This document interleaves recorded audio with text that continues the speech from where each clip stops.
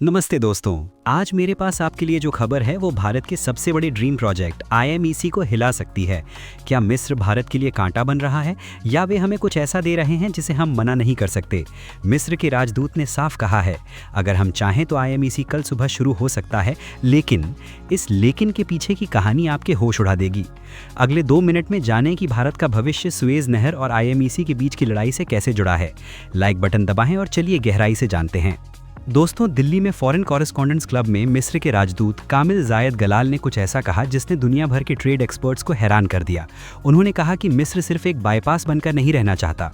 असली समस्या ये नहीं है कि मिस्र को आईएमईसी से नफरत है, बल्कि ये है कि इस पूरे प्रोजेक्ट से सुएज नहर को बाहर रखा जा रहा है। अब बड़ा सवाल ये है कि क्या आईएमईसी मिस्र के बिना सफल हो सकता है?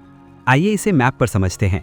IMEC India middle east Europe corridor Bharat को दुबई, सऊदी अरब और इजराइल के रास्ते यूरोप से जोड़ता है, लेकिन इस प्लान में सुएज नहर कहीं नहीं है।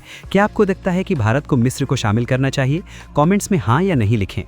राजदूत ने साफ किया कि मिस्र की आबादी 10 करोड़ है, लेकिन वे हमें अफ्रीका, यूरोप और अरब दुनिया में 2 अरब लोगों के मार्केट तक पहुंच दे सकते हैं। ये सिर्फ एक रास्ता नहीं है, ये एक नेटवर्क है। अब बात करते हैं कड़वी सच्चाई की। 2023 के आखिर से हाउथी विद्रोहियों के हमलों से सुएज नहर को लगभग $13 अरब का नुकसान हुआ है। ट्रैफिक 70 जहाजों से घटकर 35 से 45 हो गया है। सरकार का कहना है कि आईएमईसी एक सुरक्षित और तेज विकल्प है, लेकिन राजदूत कहते हैं सुएज नहर की जगह कोई नहीं ले सकता। मिस्र भारत के लिए अपनी रेलवे, ग्रीन हाइड्रोजन और हाईवे खोलना चाहता है।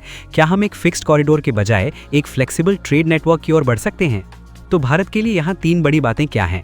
डाइवर्सिफिकेशन, हमें सिर्फ एक रास्ते पर निर्भर नहीं रहना चाहिए। डिप्लोमेसी, मिस्र हमारा पुराना दोस्त है, उन्हें नाराज करना एक रणनीतिक गलती हो सकती है। कनेक्टिविटी, सुएज नहर अभी भी सबसे छोटा रास्ता है, इसे नजरअंदाज करना नामुमकिन है। मेरी राय में भारत को आईएमईसी प्लस मॉडल पर विचार करना चाहिए, जिसमें मिस्र एक मुख्य पार्टनर हो। आखिर व्यापार में फायदा वहीं होता है जहां रास्ते खुले हों।